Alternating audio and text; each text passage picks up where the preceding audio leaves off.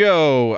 Not just to the nerds, because this isn't just the news. I just realized I'm not wearing my hat, and I apologize, but that's because I'm moving. If for those of you that watched the hiatus video for the nerd news, then you know that things are not so swell on this side. But good news, and we're going to get into good news. Right now, though, we're starting this off with a little bit of an intro.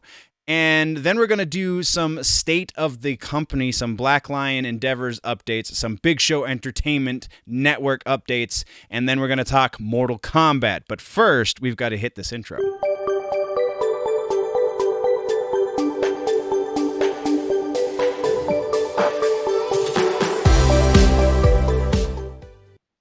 All right, so I'm gonna pass it off to you, Mr. Super Dave. Let's talk about where things. Well, hold up. Let me get my good news out of the way first, shall we? And then. So I am signing a contract right after this video. I just got it sent to me in the email, and yeah, good things are happening for me. And my camera is not focusing, but good things are happening for me, and hopefully that means I should be able to get back to work. So that's my status update, Mr. Super Dave. What is your status update for where we are sitting, presumably on the precipice of getting back out of this COVID nightmare? Yeah, hey everybody, how you doing? This is Super Dave Rains from Big Show Entertainment Network. We're doing really well. First of all, Big Show Entertainment Network, BEN for short, is now incorporated. Big Show Entertainment Network, LLC, Limited Liability Corporation, under the parent corporation of Black Lion Endeavors Corporation, which is an S Corp now. So we have one S Corp and 6 LLCs. We've been very, very busy, a lot of doing business is creating momentum. And I think that's what everyone's trying to do. We're definitely trying to do that coming off of COVID. And we've done pretty well. We've kept the company together. We've got great personnel. We're working on a couple of things. The big thing with Big Show Entertainment Network, BEN, is we are looking to get back into, providing regular programming with Super Dave Rains and the Big Show, generally nerdy. A show that we're going to come out with called Chasing New York and LA Denver. We are looking to work with the state of Colorado, the Office of Economic Development and International Trade, in their film, TV, and media division to do some work there on a few shows. We've opened up our own Discovery Channel portal, so we're hoping to up level of programming and the quality for you guys to watch. Like some of our shows that we want to do for BEN Reality TV or Discovery Channel or Netflix. So in the next coming days, I've been so busy with a bigger project I'll discuss in just a second, but I'll be opening up a Netflix kind of in for Big Show Entertainment Network. And then we are hoping to get back to Regal Cinema, United Artists, Colorado Center 9, and IMAX with Cineworld. I don't think COVID is the issue, as Dustin and I have discussed lately. It's contract issues between the movie theaters, the distributors, and the actual cinemas themselves, right? Yeah, cinemas themselves, because we've had this mix of, we'll release some in a theater and some on streaming. Well, cities like Denver, we haven't had theaters open, so I don't know what that feels like. I think, maybe theaters in the suburbs of Denver, maybe Westminster or others have been open, but the city of Denver itself, Denver proper, has not opened any of its theaters. And that's, that's where we do the show. That's where we have residency. So I've reached out to Regal. Hopefully we'll get right back to things. I'm hoping that as more people get vaccinated, I've actually had my first shot. Second shot is on the 23rd of April. and we reach herd immunity, we can get back to normal. But I think things are moving in the right direction, at least. My second shot is the 21st, so that's cool. Yeah, right before, yeah, a couple Just days 2 days before me. you, yeah. Yeah, so we're really busy with trying to, move things forward. The network's kind of moved into third place.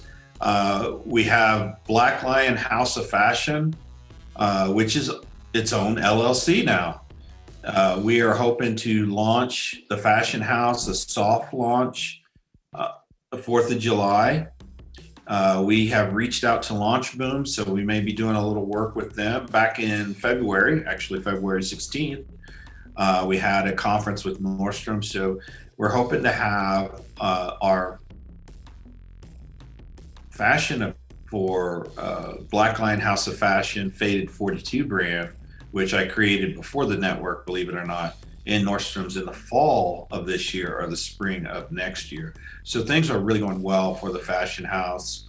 Then the Fashion House will probably be making apparel, producing apparel for all of our shows, particularly Super Dave Reigns and the Big Show and everything else we do, Ben After Dark, Ben Reality TV, probably for Generally Nerdy too.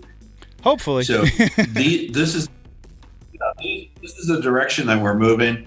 And then we're also working on another big project. Really, when you think about what Black Lion Endeavors Corporation does, we're in the entertainment, fashion, and real estate business. So we're working on a huge entertainment district and research and development park northeast of Denver. And if everything goes well, about 3,300 acres, and it'll include 3 to 6 digital TV and film production studios, also with being able to produce music there too, because we'll have a music studio as well. So that's what's going on with Black Lion Endeavors Corporation. It's been very busy. Yeah. We work very hard. COVID really stopped us because we had a lot of momentum coming out of the end of 2019, and I had finally, taken the leap, retired early from Air Force Civil Service, and then we had a pandemic. But everything's well, and that's kind of the state of Black Lion Endeavors Corporation. We're working on 3 things, Big Show Entertainment Network LLC, Black Lion House of Fashion LLC, and Entertainment District LLC, which we just call the Entertainment District Research and Development Park. We just call it the Colorado Project. So Walt Disney, when they were building Walt Disney World, they called it the Florida Project. So I thought, if it's good enough for Walt Disney. I didn't know that's where that came from. Yeah, that's where that came from. So we're working on the Colorado Project. Seeing all of the back and forths in the emails and stuff, and it being referred, like, I know what the Colorado Project is, obviously, because I'm part of it, but I did not realize it came from Disney, so that's pretty cool. I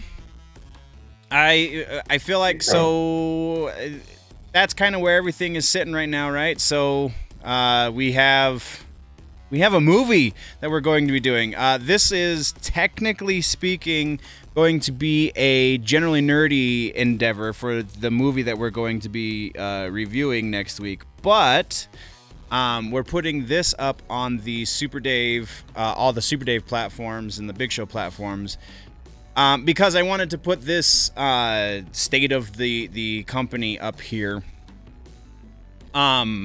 That being said, I feel like that's about where the company is sitting. So are you ready to talk Mortal Kombat, sir?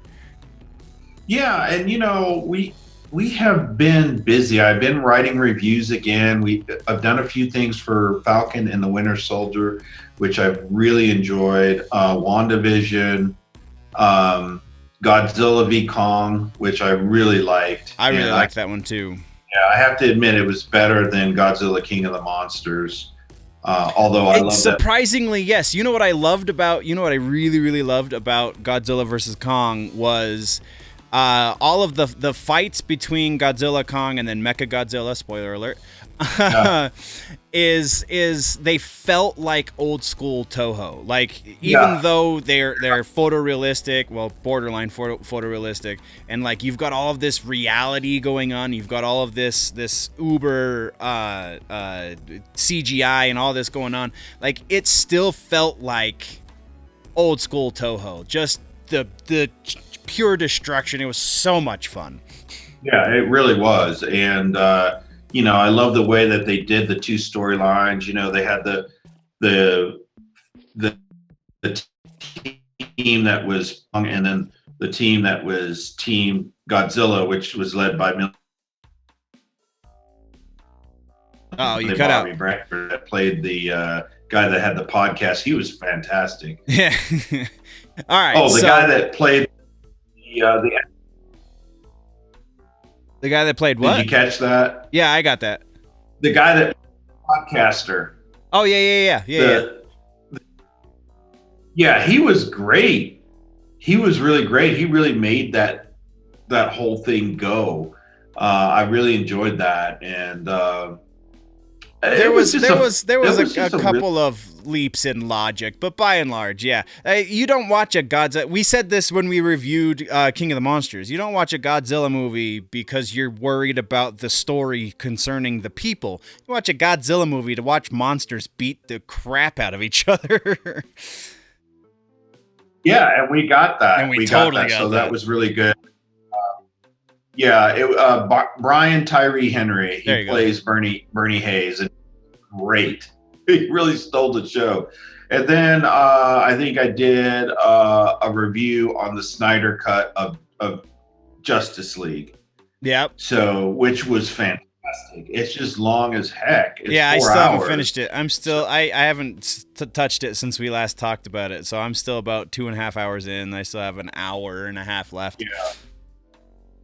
Yeah. So, I mean, I'd love to watch it again, but like I said, folks, 4 hours. 4 hours. A solid. That's a long time. That's like more than Lord of the Rings. But it was excellent. I was like, if they had made that movie the first time around, wow. I would still have I would still have a lot of the qualms that I have with it because Zack Snyder's DC Extended Universe was set up poorly. So like, yes, it's a shinier turd, but I still feel like it's a turd in my book. But I haven't finished it, so that last hour and a half could sway me. I don't see it happening, but it's definitely a better movie. If this had come out as just a movie and not something attached to a mythology that I'm invested in, it would have been 10 times better. But because there is an existing mythology there that Snyder is totally demolishing, that's why I'm still not a huge fan of it. Though, admittedly, Snyder's version is much better than Joss Whedon's version. Yeah, and I don't think that they're going to go with the Snyder. No, universe. He's done. He's as much as the rumors keep saying, oh, they're courting Zack Snyder to do more stuff. No, he's done. He's said multiple times and in multiple ways that he's not returning to that universe. I mean, money does talk, so if they come at him with a big enough check, then anything's possible. But by and large, he's excuse me, he's done. He's said it in no uncertain terms. So yeah, well, let's get to Mortal Kombat. Yeah, I got a little tickle in my throat. I apologize. So Mortal Kombat. This is the movie that is coming out next week. Was supposed to come out last week, right? Or yesterday? Today? Something? Yeah, what they is the pushed date? it. I don't even know what today is. Today's the 14th. I think 2 days from now. It's supposed to come out this coming Friday. Yeah, which would be the 16th. So Correct. They moved it out like a week or so. But for all of us Mortal Kombat fans, my bad, my computer's gonna die. For all of us Mortal Kombat fans who've been here since Jump Street, like, this is 17 years in the making, not just, pushed back by COVID. This is we've wanted this ever since they made that abomination that they called Mortal Kombat Annihilation. So. Well, I mean, the writers they have on it are real strong. Greg Russo is fantastic. I really. And Dave Callahan is on it, and there's there's 4 more credits on it. But what I expect from Mortal Kombat, and I'm not really a huge Mortal Kombat watcher. I do enjoy it. I've seen the movies. There's no excuse for them not to write a great script and have a great story. There's so much material for Mortal Kombat. Yes. I would be shocked if this movie was not good and it didn't tell a great story. So, as I was telling you when we were setting up the stream or the recording session today, I kind of sort of spoiled it a little bit for myself because apparently it has already been released in Asia. So yeah. China and certain parts of Russia already have it. So the internet exists, and people that live in the areas that it's already been released in have started making videos about the movie. One of them came through my suggested videos on YouTube, and I watched it. Now, the guy who was doing the review was terrible. He had zero personality and was just super dry and making really poor jokes. But he still kind of walked through the plot of the movie, and there's a couple of things in there, assuming he's not trolling and assuming like he's not just, making stuff up. There's a couple of things in there that have me a little worried, and I'm not really going to get into those until we get into the review because some of them are a little spoilery. But being again, if I'm even kind of invested into DC lore, I am wholeheartedly, like, lifelong invested into Mortal Kombat lore. So I can understand and so that you understand that Cole Young, right, is a new character. You know this, right? Mm-hmm. Yeah. So Cole Young's inclusion, I can totally understand why they did that. I understand the logic behind it because you have to have a point of view character for the audience. And it can't necessarily be a character that, millions of fans have been following since they were kids, because those aren't the only people that are going to go see the movie. There's many more people that are going to go see this movie who have never picked up a video game controller ever, let alone played a Mortal Kombat game. So again, I totally realize the point of adding Cole Turner, so that part I'm not worried about. There's a couple of things that have to do with their powers. There's a couple of things that I addressed in my trailer reaction when they dropped that first trailer that seemed a little worrying as well, which those they show us in the trailer, so we can totally talk about those. The inclusion of the character Raiko is interesting. That's not necessarily in and of itself a bad thing, but Raiko, just again so that you know, Mr. Super Dave, Raiko is a character that was introduced in Mortal Kombat 4. In the lore, he was an attempted bad guy. Like, he's the kind of guy that thinks he's a big bad, but really is just a jobber. You know what I'm saying? Like, he's just there to be on the receiving end of some stuff. But he also has delusions of grandeur and thinks he can one day take the throne from Shao Khan. So there's an interesting angle there. We don't see Raiko again until Mortal Kombat Armageddon, which everybody that was ever in a Mortal Kombat game was in that game, and they don't really do a whole lot to further his story. But then Mortal Kombat X happens, and the Mortal Kombat X comic book happens, and they use Raiko pretty heavily there. That has largely been retconned with Mortal Kombat 11, but still, he's a very interesting and dynamic character. And from what they've shown us in the trailers, I'm not going to go off of that guy's review. From what they've shown us in the trailers, he's just back down to jobber status, and he dies, assuming that that scene between he and Jax is Jax performing a fatality on him. He totally gets fatality'd by Jax, and his head is smashed. Like, it's kind of upsetting that they would show that in the trailer to begin with, you know what I'm saying? Because what the heck? Oh, now my camera's freaking out. But so that's concerning. The potential death of Melina is concerning. Less so for Melina though, because Melina, the genesis of that character is she's a clone. So if you kill one clone, you can just grow another one, presumably. And then Nitara is another one. What's that? Well, I was going to ask, before we get too deep into that, let's kind of explain how many games, or, you know, we had, what, 2 movies, original movies, right? Yes, there were 2 movies. There was the one that came out in let me pull it up because I don't want to misquote that. 93, Because I want to want say. to be able to follow along on the timeline of Mortal Kombat.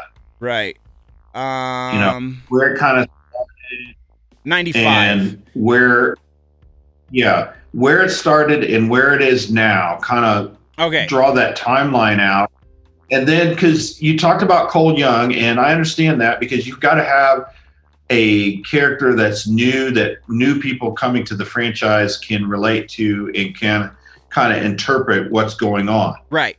Absolutely. But there are, if you can hit the timeline, and then we can talk about the characters that have pretty much been in Mortal Kombat since the beginning. Since Jump Street, yeah. So Mortal Kombat 1, the very first Mortal Kombat game, bless you, happened in 1992. The team that created that game was 8 people.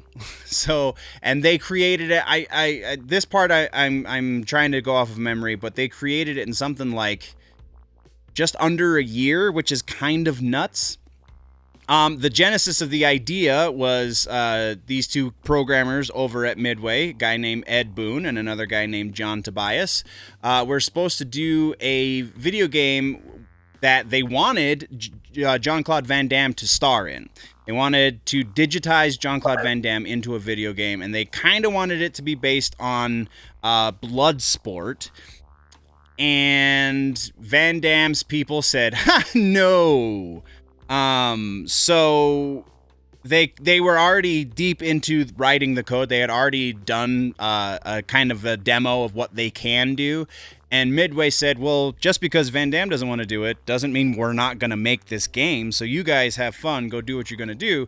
And actually, John Tobias very recently has been diving on his Twitter. If you want to get really, really deep into this Mortal Kombat lore, Tobias was the one who wrote the mythology, and he's been getting really, really deep on his Twitter with some origins of characters and so on and so forth. But for the purpose of our conversation, that very first game, we had 7 playable characters. There were 9 total. So the 7 playable characters are Scorpion, Sub-Zero, Sonya Blade, Kano, Johnny Cage, Liu Kang, and who am I forgetting? Oh no! Why am I? This is not. Was it Kung Lao? No, Kung Lao was not in the first game. Characters: Johnny Cage, Kano, Liu Kang, Raiden. Good lord, Raiden. So, and those 7 characters have been in almost every game since. Raiden has not been in one Mortal Kombat game. Scorpion has not been in one Mortal Kombat game. All the rest of them have about 2 or 3 games that they're missing each, up to 4 games. I think Liu Kang was taken out for about 3 games. Kano was missing for about that long as well. Sonya was missing for, I think, only 2 games. But yeah, so by and large, those 7 characters have existed since then. Reptile was a hidden character in the game. Shang Tsung was the big bad, and Goro was the sub-boss. Goro is the guy with the 4 arms. Shang Tsung is the old wizard-looking dude. And Reptile is the green ninja. And a mythology was born. So from 1992 to present day, there have been officially 11 Mortal Kombat games. There have been 2 other or three other side games that aren't fighting games. They're more action adventure games. Shaolin Monks, Special Forces, and Mythologies. Shaolin Monks was Liu Kang and Kung Lao, who was introduced in the second game. Special Forces was supposed to be Jax and Sonya, but it got rushed and was only Jax. And then Mythologies was the history of Sub-Zero. So, 1, 2, and 3 came out in pretty rapid succession. Mortal Kombat 2 came out in 1993. Mortal Kombat 3 came out in 95, but then they kind of retconned it and re-released it as Mortal Kombat 3 Ultimate, and that came out in early of 1996. And those three games are kind of the basis for everything. Right. By and large, the rosters will have some tweaks here and there. They will add some new characters from time to time, like Naitara that I was mentioning just a moment ago. But really, that's the core characters. Everybody who was in those games up until Mortal Kombat 3 or Ultimate Mortal Kombat 3 is kind of who the fan base considers the core character roster. Okay. It's a really big roster. I'm not going to go into the entire roster, but those 7 main, I guess 10 if you count Reptile, those 10 characters are fan favorites. Reptile has been in almost every game. Goro has only been in 3 games, but he's still kind of fan favorite. And Shang Tsung has been in approximately half of the lineup, playing major roles every time he's in it too. So, Okay. As far as the mythology up to what we're expecting in this first game, or in this movie, because it's resetting the mythology. So the mythology from those first 2 movies doesn't count. Right? Yeah, absolutely. You understand this? Yep, I absolutely understand that. I just wanted to give our fans, that are not familiar with Mortal Kombat, some background. From what I understand, from the plot of this movie, it really involves Scorpion and Sub-Zero. That's what I am understanding as well. The first 15 minutes of this movie is all about their feud, which is amazing. I'm so excited about that part specifically. You want me to go into a little bit of that history real quick?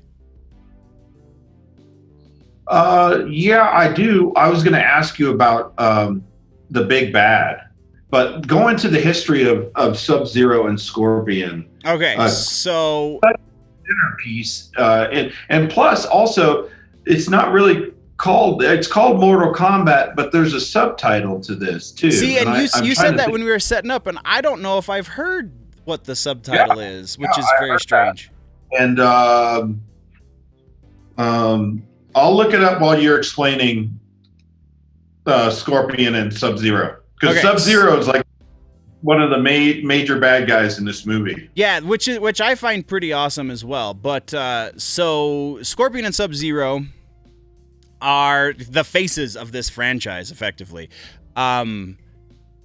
Scorpion is the yellow ninja, Sub-Zero is the blue ninja. Scorpion is part of a clan called the Shirai Ryu. There's a lot of mythology, and some of the mythology has been retconned, so I'm going to try and give you the most up-to-date, all-inclusive mythology as fast as possible. So, Scorpion's clan, the Shirai Ryu, is actually technically a branch from Sub-Zero's clan, the Lin Kuei. Lin Kuei did not want their teachings to get out, so they kept everything they did a secret. In the original mythology, Scorpion is the one who did it, but in the updated mythology, somebody branched off of the Lin Kuei and started the Shirai Ryu, and the Lin Kuei hated them for it.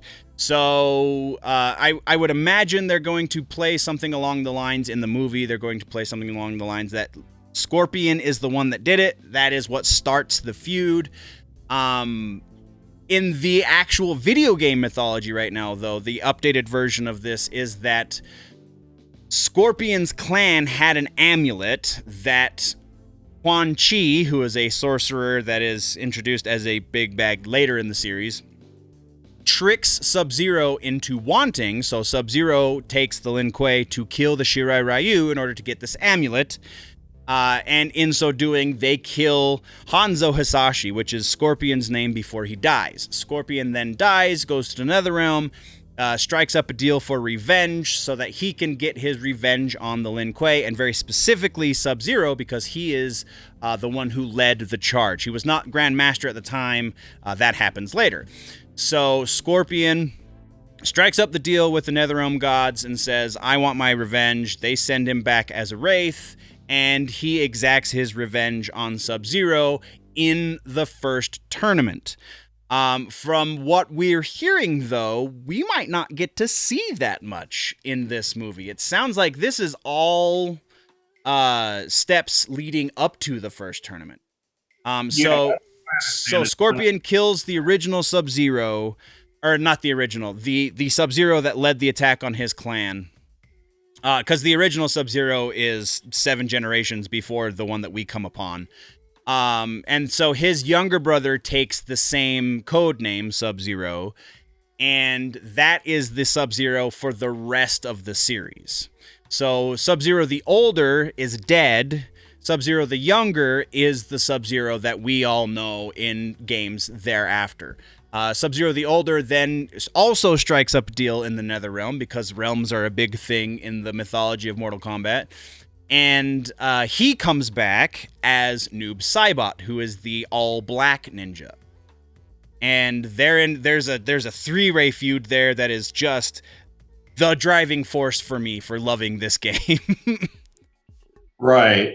So I take it the first part of this movie will be about Scorpion. Yeah, first 15 minutes is effectively the battle of the Shirai Ryu and the Lin Kuei.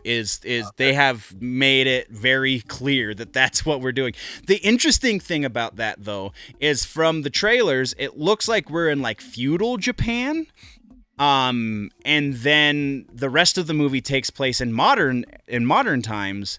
So I understand that because Scorpion dies and comes back as a wraith, sure, he can be immortal, but how do they bring Sub-Zero to modern days? That's the part I'm really interested in seeing. Yeah, so Sub-Zero are both these characters, Scorpion and Sub-Zero, are from Outworld. No, that is incorrect. So Outworld is the realm. The basis of the tournament, I guess we should cover that. The basis of the tournament is there are multiple realms, and each realm is pretty autonomous, but they can... there is magic in this world, and part of that magic allows people to travel between realms, and so people get power hungry and want to conquer the realms. And so there are gods involved, and those gods set up rules, and they say, no, you can't just go in and conquer a realm. You have to win a tournament. They set up this fighting tournament. They call it Mortal Kombat, and you have to win 10 iterations of Mortal Kombat in order to take over a realm. So the leader of Outworld is named Shao Khan. Khan is an honorific. That is the title that the Outworld leaders get. So there's multiple Khans in the mythology of Mortal Kombat. The people from Outworld that we're going to see in this movie, judging by the trailers, we're going to see, at least briefly, we're going to see Shao Khan. Goro is not technically from Outworld, but his realm was conquered by Outworld. So Goro is from Outworld in a way. Naitara, the vampire with the wings that they released in the most recent trailer, she's also not technically from Outworld, but her realm also was conquered by Outworld. Reptile, same thing, not technically from Outworld, but he's from a realm called Zatera that was conquered by Outworld. And Molina is from Outworld. She is a clone of Katana. They haven't confirmed that Katana's going to be in this movie, but there's an actress who kind of looks like she could be Katana, whose role they haven't confirmed. So it's like, yeah. And in the trailer, they show us Katana's weapons. So Katana's going to be in this movie. Katana is the daughter of the former ruler of what we now know as Outworld. It's a realm called Edenia. That is the most recent realm that Outworld has conquered. So Katana is the son of Jared, who was the ruler of Outworld. Shao Khan comes in, takes over Edenia, kills Jared, and then makes Jared's wife his queen. Her name is Sindel. She's also a character in the games. She dies, but I don't think we're going to see Sindel. I think we're only going to see Shao Khan, Naitara, Reptile, Melina, and Katana. And then common misconception amongst the fan base is Shang Tsung. Shang Tsung is not from Outworld. He is an Earthrealm sorcerer who has taken up league with the ruler of Outworld. So Shao Kahn is basically his master, even though he was born and is technically human. So Sub-Zero is also a human from Earthrealm. Scorpion starts out as a human from Earthrealm. I'm very interested to see how they explain his death and then what realm he represents thereafter. Because originally he was a wraith, but he still technically represented Earthrealm. And then they introduced all of the other realms. And so in the most recent animated movie, Scorpion's Revenge, he is in a way representing the Netherrealm, which is basically hell in this world. So I'll be interested to see if they introduce the concept of realms or if that comes in a later movie or not. Right. So before I get into Shang Tsung and Shao Kahn, what do you expect to see from characters like Sonya Blade, Jax, Kano? I expect Makad Brooks to be an awesome Jax. I think Makad Brooks is a really decent actor, I guess, but Jax is a character that I think he will flourish as. I think he's going to be a secondary character, though. I think they're going to focus a lot on Cole Young. I think they're going to focus a lot on, obviously, Scorpion and Sub-Zero because that's what the fans want. Right. I think Sonya is going to be kind of walking the line between secondary and primary. Because as we see in the trailer, she's the one that kills Melina. Melina is going to be something of a primary antagonist. So I think Sonya and I think the other interesting thing is Kano's involvement in all of this, because Kano's a bad guy through and throughout all of the mythology of Mortal Kombat. Yeah. So the fact that they have him teaming up with the good guys, at least at the beginning of this movie, is very interesting. That's an angle they've never done with that character. Right. So, do we expect the movie to touch on the tournament at all? Or, I mean, I guess they have to touch on it somewhat. Right, because it's the namesake. But it doesn't seem like the tournament would be the focus of this movie, since they're not going to really, you're going to get to the tournament in other movies. Right, yeah. So it sounds like they're going to, this is all going to be build up to the tournament, which is why I think it's very strange that they're going to be killing any of the established characters at all. So this is all going to be build up to the tournament. I don't know if we're going to actually enter the tournament or not, because we know for certain there is no Johnny Cage in this movie, and Johnny Cage is a pretty big player anymore in the mythology. At the time of the first game, he was a little bit more of a joke than anything, but he's not in this movie, so we can't have a first tournament without having introduced that character. The producer has gone on record as saying that they wanted to give Johnny Cage a little bit more character development than they could with this movie. That's why he wasn't included in this movie. It's also why we know that they're not going to be touching at least too much on the tournament. I think if it looks like, going off of the trailers, it looks like this is like a pre-tournament issue. Shang Tsung, again, who's going to be the big bad in all of this. They are building up Sub-Zero to be a bad guy as well. But I think the big bad, as it were, is going to be Shang Tsung, as it should be. It looks like it's going to be Shang Tsung trying to take out some of Earth's biggest warriors before the tournament so that they're more likely to win this round of the tournament. Because if they're going off of the early mythology, then this is the 10th tournament, and they have to win 10 tournaments in order to take over Earthrealm. So if he can go in before the tournament starts and take out the best, and then they're almost guaranteed that they're going to be able to do what they want to do, right? So I think that's what this movie is going to largely be, is build up to that tournament and Shang Tsung trying to stack the deck in his favor. Right. So where does Lord Raiden figure in this? So Raiden, I'm assuming they're going to go with the current mythology's version of Raiden. So Raiden is the protector of Earthrealm. Right. He is a demigod, as it were, or a lower god. I think demigod is a different classification in Mortal Kombat. It's the retcons and all the stuff. It's hard to keep straight sometimes, but I'm pretty sure Rain would be a demigod. Raiden is a lesser god. Yeah. Okay. So Raiden is the Earthrealm protector. So whenever a new threat comes, he's the one that has to gather Earth's greatest warriors to enter the tournament.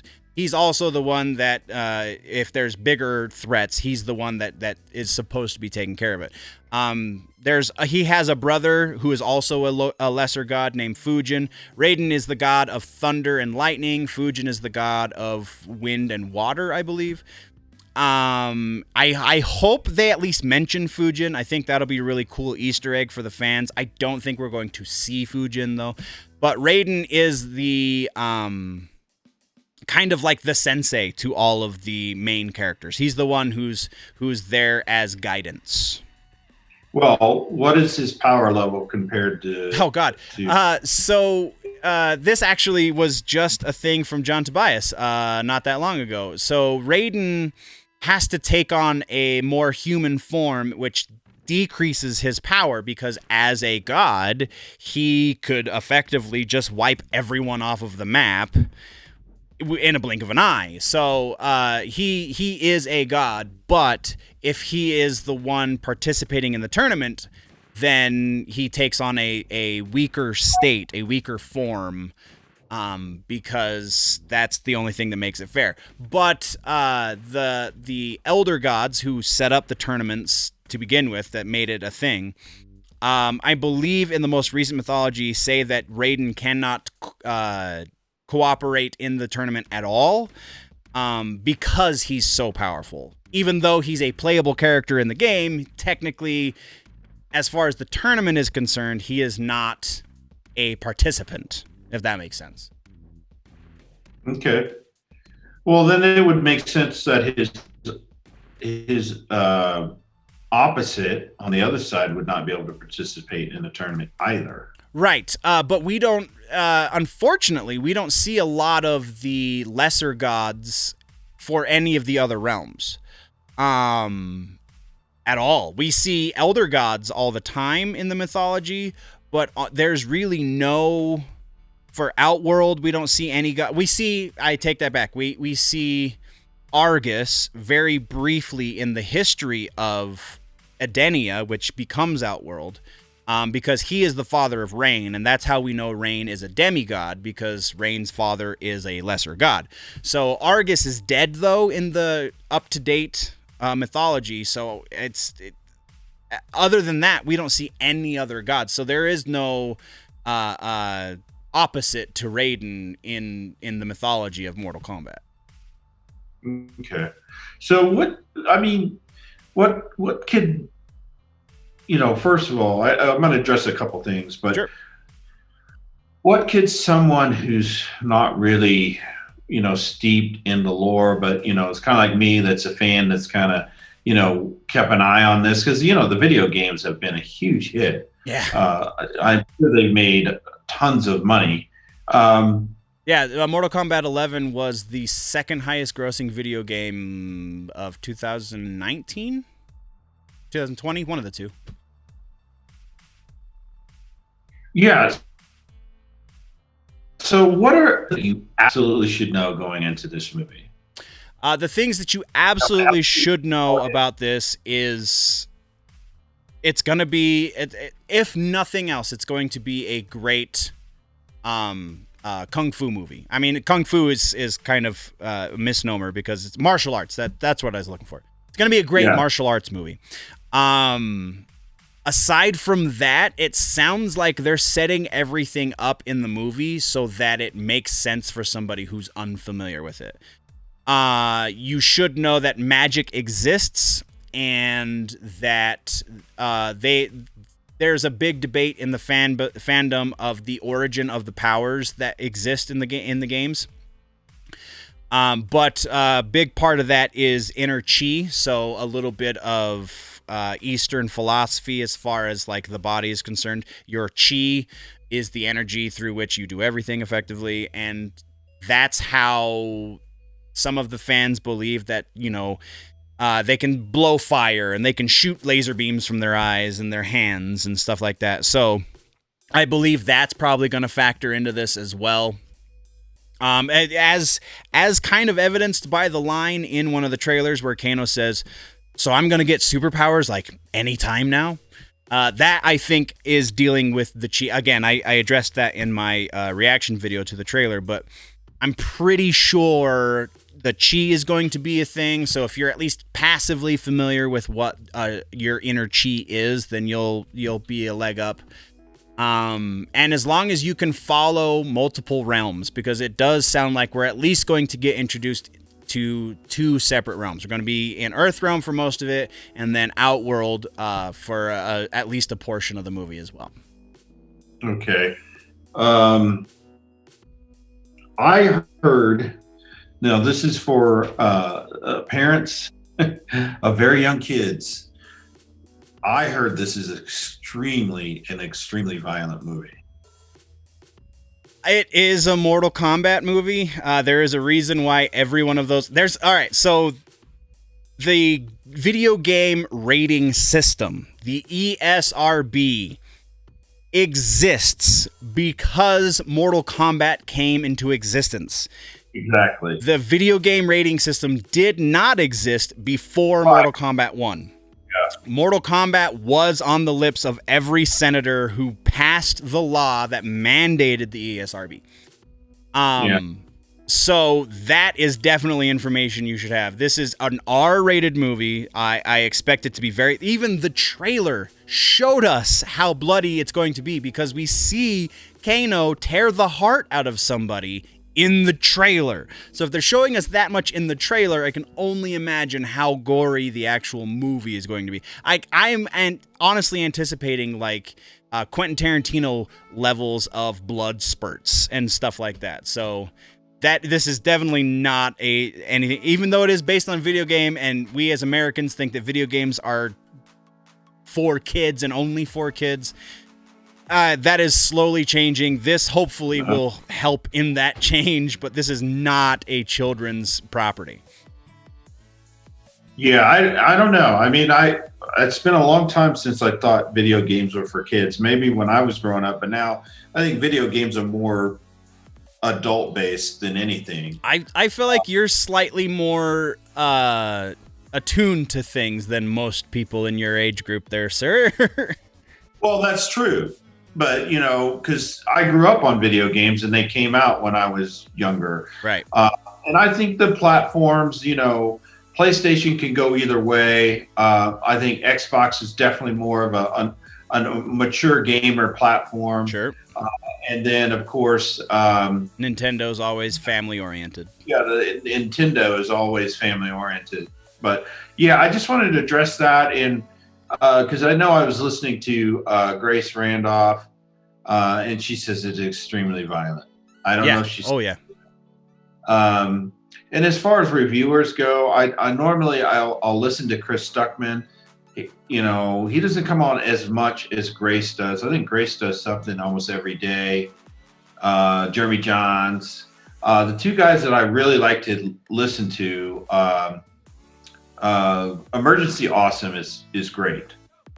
He's got a lot of nonsense though. Like sometimes I'll if I have inklings of rumors or something and he's got a video about it, I'll go watch that as well. And like when we were getting really heavy into the speculation for WandaVision, I would watch him from time to time, but man, he's got some hot garbage.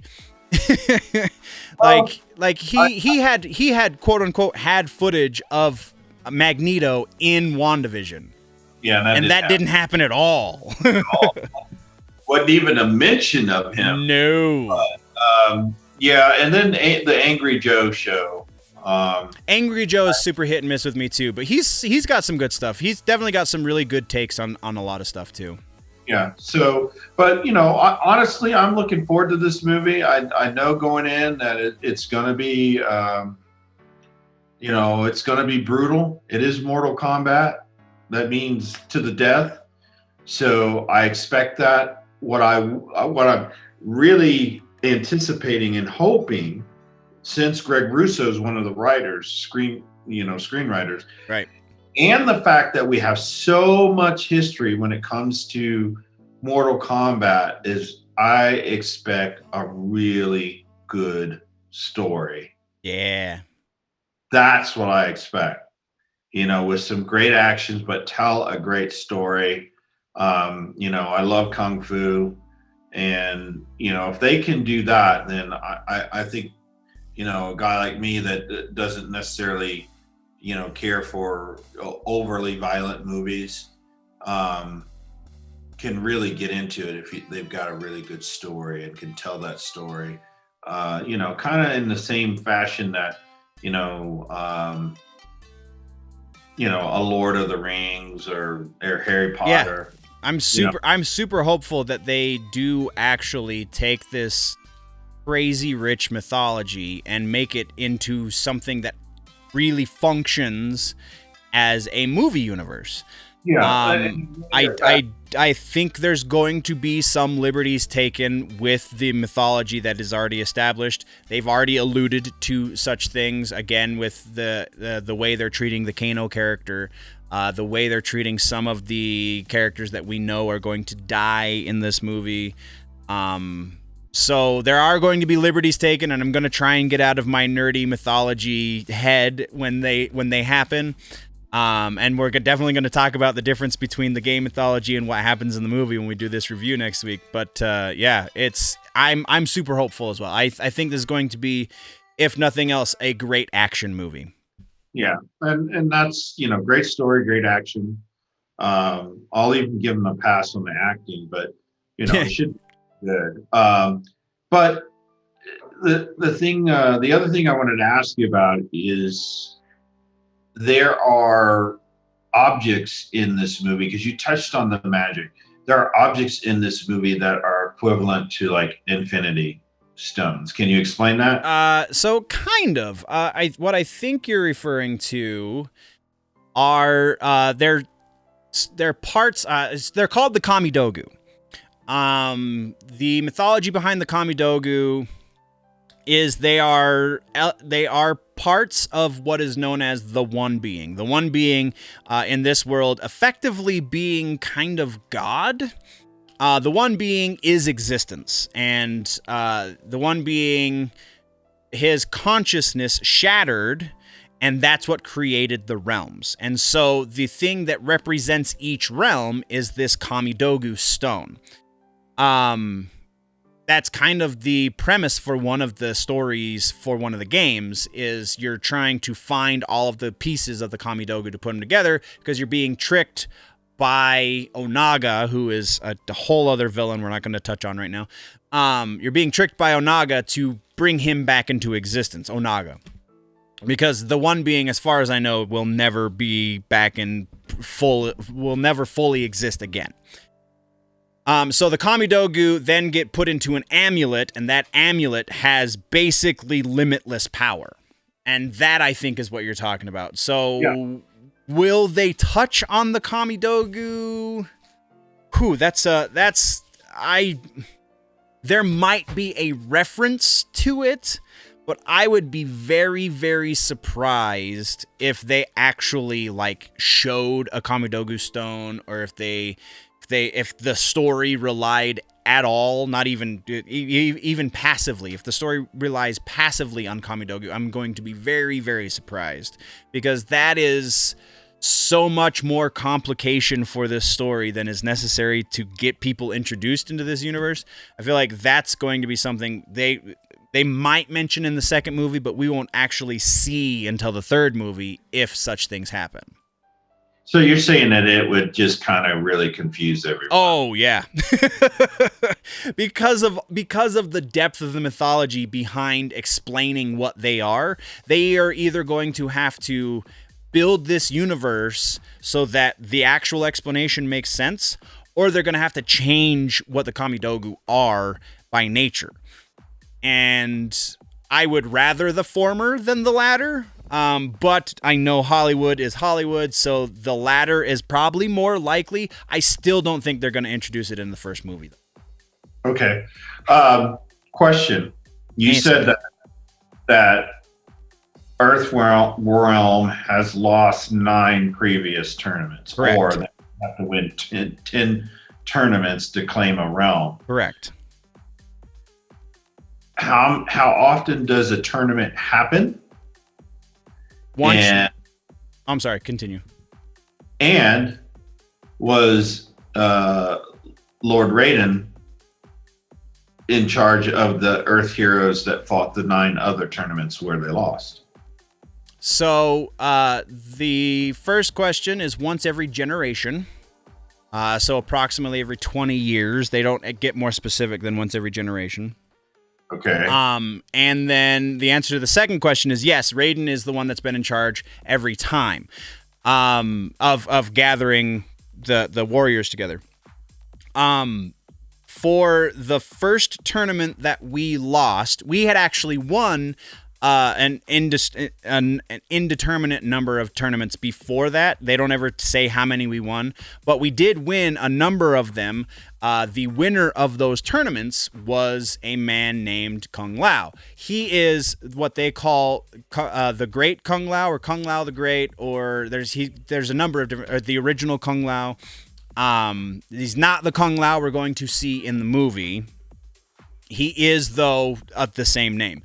So Kung Lao the Great was defeated because Outworld took over the realm that the Shao Khan are from, which is what Goro is. Goro's race is known as Shao Khan.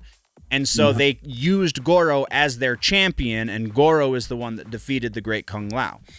And then it's because Goro has been involved that they've won 9 consecutive. The other really interesting thing about that part of the tournament is that whoever wins the tournament is then immortal until the next tournament happens. So, I mean, I take that back. Not immortal. The whoever wins the tournament does not age until the next tournament happens. So even though they are a generation apart, Liu Kang wins the first tournament. The second tournament is supposed to happen approximately 20 years later, and Liu Kang has not aged a day since he won the tournament. That part of the mythology was abandoned pretty quickly, but I still think it's pretty cool because, like, he's unaging. They do kind of reference it a number of times in the more recent mythology, but they don't spend any excessive amount of explanation on it. So I don't know how much of it is still canon or not, but yeah, definitely Raiden was definitely involved. The victor is supposedly does not age until the next tournament. They could be changing the distance between tournaments, because how else do you explain that nobody else aged either? So yeah, very very interesting prospects. I don't know. Again, since we're probably not going to get into the tournament for this movie, we probably won't touch on that part either. Right. Though we did see a picture of the Great Kung Lao in the first trailer. That the bald guy, the picture of the bald guy with the spiky bracelets, that is the Great Kung Lao. So awesome. So who is your favorite character in Mortal Kombat? And what character do you think that general audiences that are not in, steeped in the lore will gravitate to? And then thirdly, who is the most powerful character in Mortal Kombat? Those are very good questions. Well, So my favorite character is the easiest one to answer, is Scorpion. I really like throughout the mythology, he goes back and forth between being a good guy and being a bad guy. It's really whatever benefits him the most. So I like that he plays his own side all the time, and sometimes that aligns one way and sometimes that aligns the other way. I also am a big Noob Saibot fan, though. I have Noob Saibot tattooed on my calf. I'm going to get Scorpion on the other side. I just need to find a better artist. So there's that. And then the most powerful character is a tricky question. Huh? Before that, what character do you think that general audiences that are not, I'll get to that for sure. I want to touch that one last. But so most powerful is a tricky question because I don't know exactly who's going to be in this movie. As far as like the overall mythology, there are a couple of elder gods in here. So like Cetrion is an elder god, so arguably she would be highly powerful. Shinnok is an elder god, so he would be highly powerful. The most powerful being, though, as far as the mythology goes, is Kronika, who and that's only because she's the first Titan we've been introduced to. Titans are one level above elder gods. There are supposedly more Titans, and that's probably how they're going to expand the mythology going beyond Mortal Kombat 11. But as of game number 11, the most powerful character that we know of is Kronika. As for specifically in this movie, that's an easy call. It's Raiden. Also, as for specifically in this movie, who's the crowd going to gravitate towards? Cole Young is probably a strong candidate for that because that's the purpose of that character. But I think, honestly, Liu Kang and or Kung Lao are going to be very strong candidates for that as well, just because they're like the most virtuous and honorable characters in the mythology ever.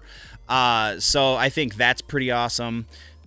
I think Kano is going to be a big crowd favorite, though, as well, because it looks like they're playing him like an anti-hero, since he does have villainous origins, and he has to have a villainous turn at some point in the movie.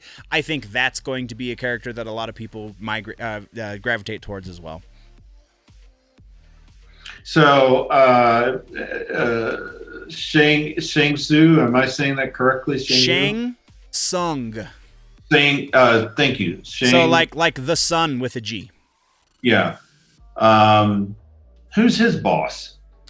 Shao Khan. So again, Shang Tsung is a human from Earthrealm, but he's a sorcerer, and dark sorcerers don't do so well in Earth because we are an honorable realm.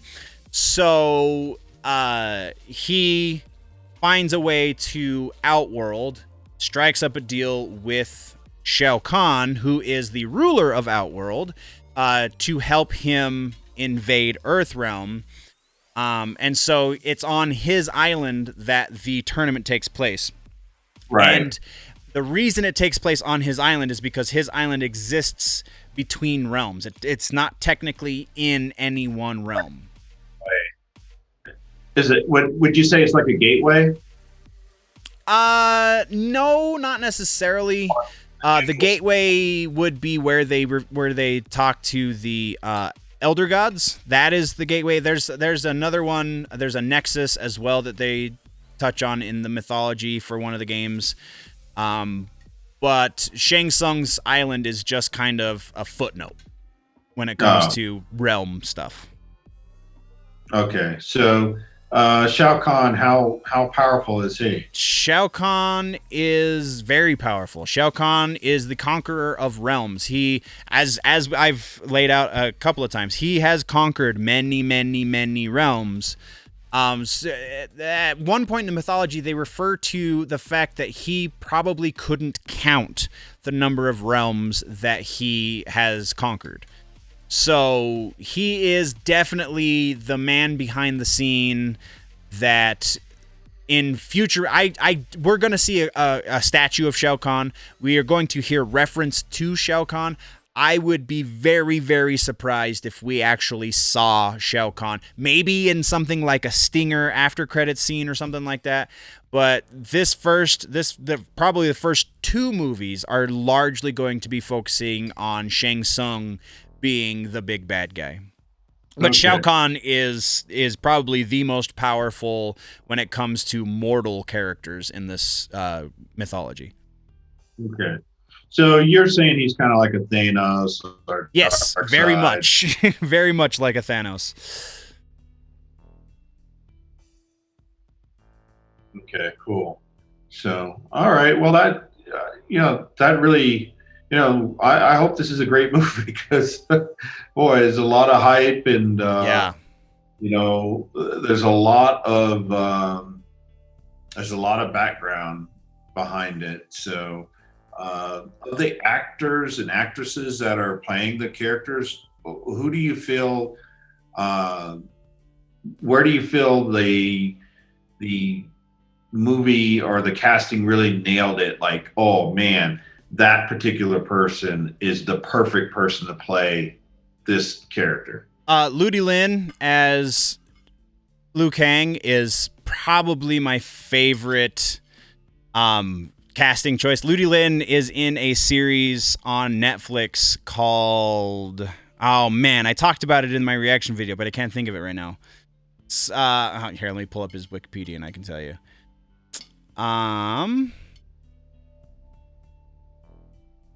Oh, what the heck? Oh, I'm thinking of Cole. Ludi Lin was in a couple other things that I really... Where is Louis Tan? Louis Tan was the one that was in that series, isn't it? Yeah, Wu Assassins. Louis Tan is a good casting choice. I feel like he should have been somebody that exists in the Mortal Kombat universe and not somebody they made up. Because he's so great in Wu Assassins. But honestly, when I heard the Ludi Lin casting, I was like, that's like casting Ryan Reynolds as Deadpool. That's perfect. Chinhan as Shang Tsung. You will recognize him when you watch the movie, I'm sure. Chinhan was the lawyer, I think, in The Dark Knight Rises.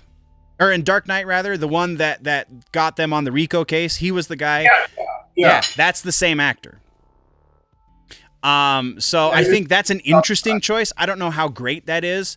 Hiroyuki Sanada as Hanzo Hasashi Scorpion is going to be an interesting choice because he's an older actor. He's still totally viable for the next couple of years. But if they want to turn this into a franchise, casting him as Scorpion might have been an interesting thing. I think it's a great casting for this movie. But going forward, that might have been not the best choice. But yeah, I think, honestly, the absolute perfect one was Ludi Lin. Okay. Is there a particular character from the video games that you feel that they're leaving out of this movie that should be in this movie? Johnny Cage, I feel like should be a secondary or even a tertiary character. I feel like anything leading up to the first tournament, anything up through the first 3 games worth of mythology, Johnny Cage is a fairly big factor. And then anything in the updated mythology, he becomes an even bigger factor in that. So the fact that they're leaving him out entirely, I feel like is kind of an oversight. I do understand, like I said before, I do understand why they're leaving him out, but they could have worked him in and not made him a main character until the second movie, but what they want to do is they want to introduce him and make him a main character in the second movie. So, like, I understand that. Depending on how much of Outworld we get, depending on how much of the history of Outworld we get, the fact that they're leaving out Rain could be an oversight as well. I don't think we're going to get a whole bunch of that history, but it does seem to be a possibility. And then maybe Katana, because again, they have not 100% confirmed that Katana is going to be a character in this movie. We just all are like, yeah, she's in the movie.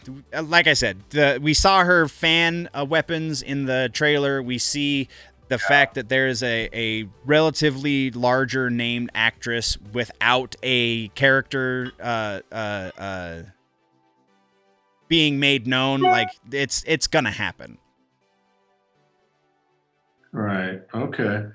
So, is this correct that Melina is actually Shao Kahn's daughter?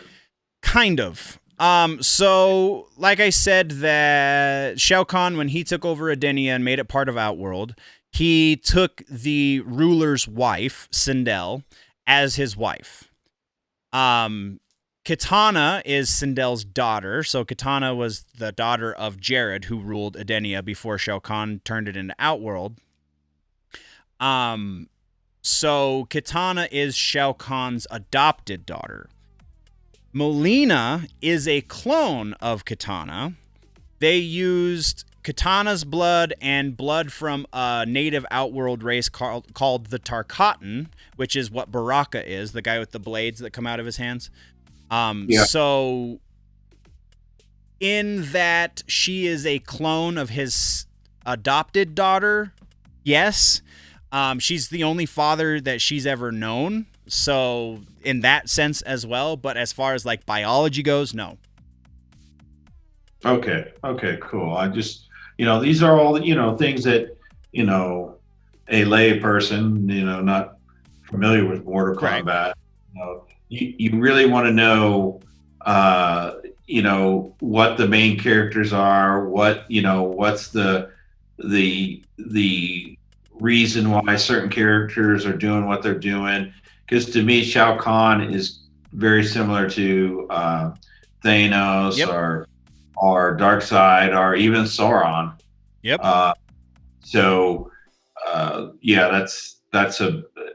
That's really some good insight here. And I guess we'll see this movie pretty soon now.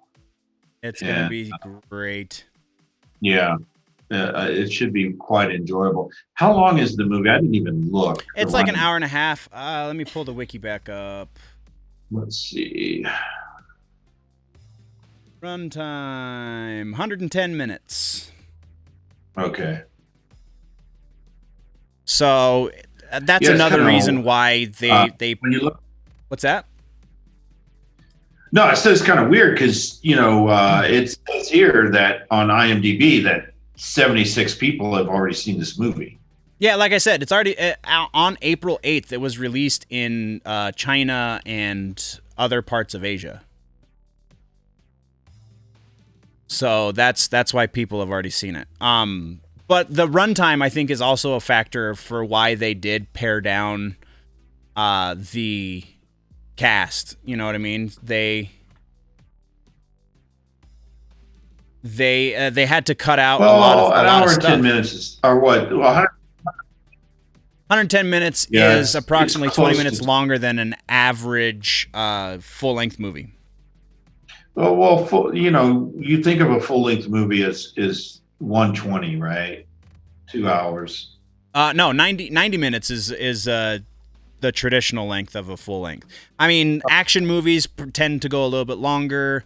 Dramas are right about there. Comedies are right about there. So, comic book movies are a little bit longer, but that's because, again, the mythology there as well is super, super deep. Yeah.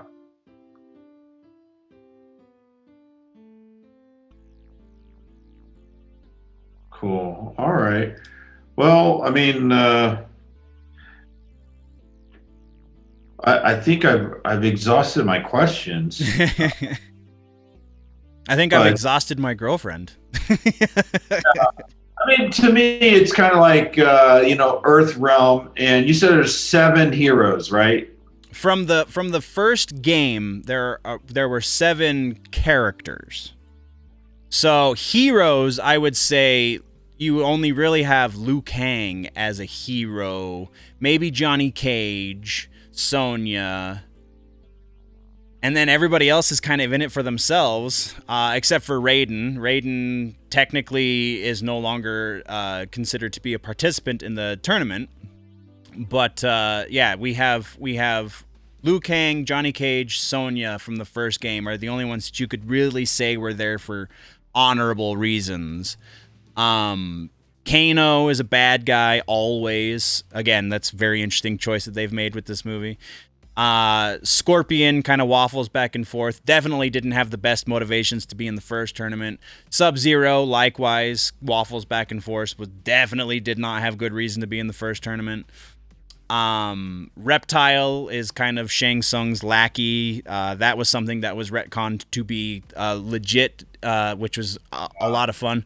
Also, Kano's origin was changed because of the first movie.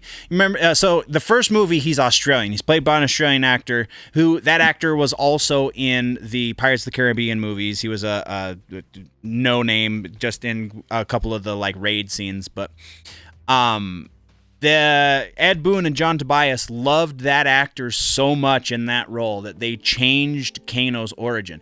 In the very first game, Kano is of Japanese and American descent. He's half Japanese, half American. In every game after that first movie, he's Australian. Yeah. But yeah, so as far as like heroes go in the movie, what we see is Jax, Sonya, potentially Scorpion could be considered a hero. Depends on what they do with his story, and Liu Kang, Kung Lao, and Raiden kind of. But again, Raiden doesn't participate. Raiden is there to oversee. Mm-hmm.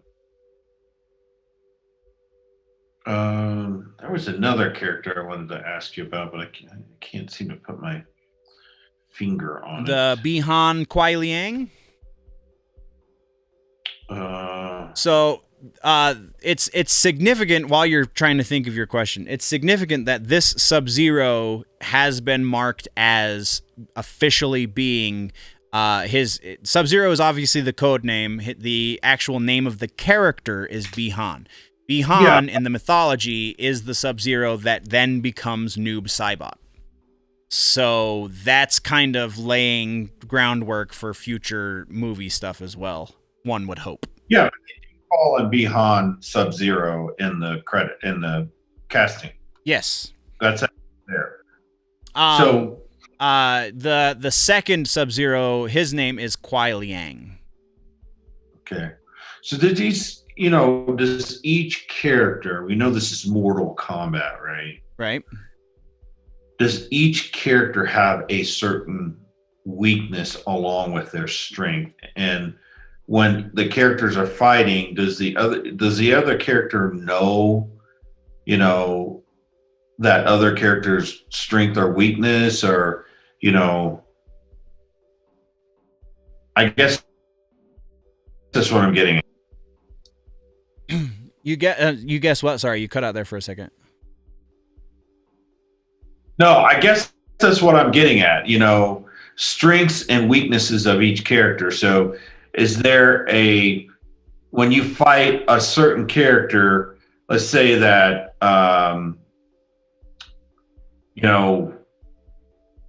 it's hard to say Sub-Zero and Scorpion because they seem like the very powerful. What's a good word for it? Warriors. Very powerful warriors. So So as far as like, Sonya Blade, all right. as far as like I'm